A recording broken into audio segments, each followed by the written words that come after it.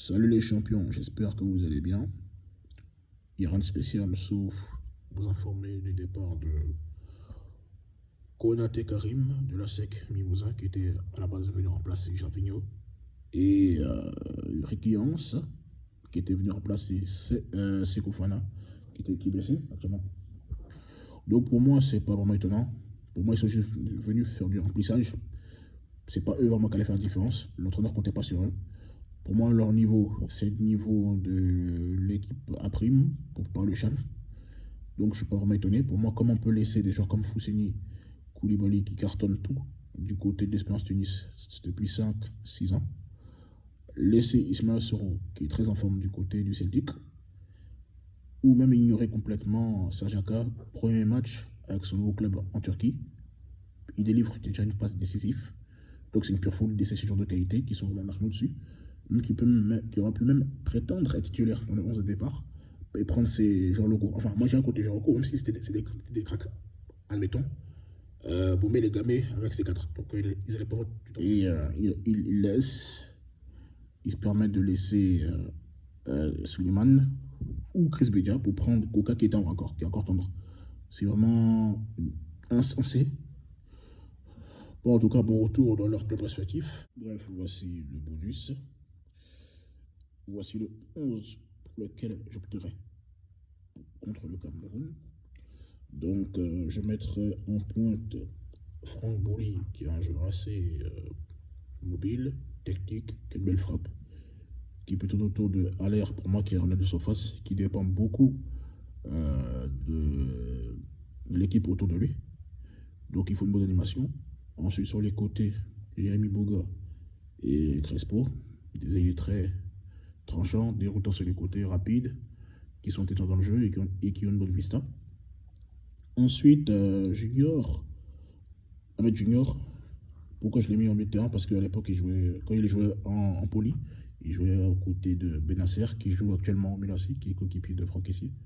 Donc pour moi, il va faire un gros travail au milieu de terrain, aux côtés de Serge Rébon.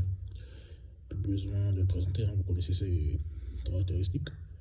Ensuite, Hassan Kamara, je le trouve meilleur intrinsèquement sur le côté gauche. Donc, il n'y a pas photo, on ne va pas se mentir, c'est le meilleur intrinsèquement. Ensuite, je mettrai Boli Kosunu. Pour moi, c'est Kosunu, c'est le meilleur défenseur actuellement. Et puis Boli, le rock, quand il est là, bah, il est serein. Donc, ça peut faire une bonne paire. Bah, il n'est pas au niveau, donc je ne le mets pas. Ça, c'est mon choix, respecter ça. Ensuite, le capitaine Serge Aurier, bon. Pour moi, c'est le meilleur, hein, parce que Jean-Daniel, c'est un joueur très neutre, qui ne peut rien apporter. Et puis Elisère, voilà, parce que il est bon. Et pour être dans la continuité des JO, c'est mon gardien. On ne peut pas mettre un gardien qui n'a pas tant de jeu, comme Beau. Voilà. Mais bon, vous connaissez Baumel, hein. Il va nous mettre du Séridier, aligner trois milieux défensifs sans relief, nous aligner un canon qui met plus un peu sur l'autre, Bailly qui est en régression, nous prendre Marcel Cornet alors que c'est un ailier, il va nous mettre à la fin. C'est des erreurs bêtes qu'il va faire. Enfin, en tout cas, il va nous pondre soit un 4-4-3 avec 3 milieux défensifs sans relief, en même temps frileux, soit il va nous pondre une défense à 5 avec des joueurs, laisse tomber, quoi, des joueurs des bourrins au milieu de terrain qui n'ont pas de technique ni d'intelligence de jeu. Et donc, les attaquants ne seront pas alimentés. Donc, comme d'habitude, hein, un jeu ultra minimaliste, pour ne pas dire défensif. De toute façon, les entraîneurs français, pour terminer, jouent pour ne pas perdre. Ils ne jouent pas la gagne. Et pour moi, si j'étais coach, moi, j'opte pour un jeu offensif. Pardon, offensif, autant pour moi. Un jeu offensif. L'attaque au trans. La meilleure défense, c'est l'attaque. Quand vous attaquez, vous n'êtes pas en danger. Voilà. Donc, moi, tout se passe sur les côtés, c'est très important. Et je suis pour deux écoles, deux philosophies pour deux jeux.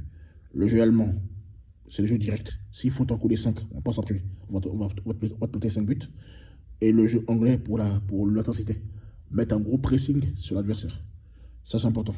Et avec le jeu sur les côtés, ça passe. Donc, si on prend ces deux philosophies et on joue sur les côtés, vu la qualité de nos joueurs, le Cameroun ne peut pas hésiter. Voilà, j'ai vu le Cameroun-Malawi. Avec tout le respect que j'ai pour le Cameroun, parce que c'est une grande nation, ils ont été extraordinaires. Ils ont juste une bonne attaque. Si on arrive à cadenasser Abouakar, Bassogog et Toko Ekambi, on peut dormir tranquille, parce que le milieu de terrain sera étouffé. Alexandre Guissa avec lui, le reste c'est déjà moyen. La défense, c'est pas la source de risque. Donc voilà.